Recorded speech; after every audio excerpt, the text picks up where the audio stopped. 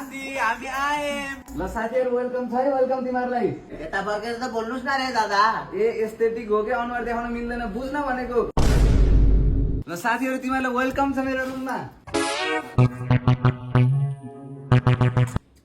अरे दादा कोठा हो कि रुम हो रे यो? यो छतमा कपास चाहिँ किन नासेको त भाइ यसरी? कपास होइन रे दादा, बादल हो बादल। कहाँ बादल हुन्छ? अब पानी पर्छ यहाँ। ए ब्रोहरु यो क्लाउड सिलिङ हो कि एस्थेटिक देखाउनको लागि। काउसेली काउसेली यहाँ काउसेली ए केटा यो सुत्नको लागि होइन कि यो जस्ट फर एस्थेटिक हो यार।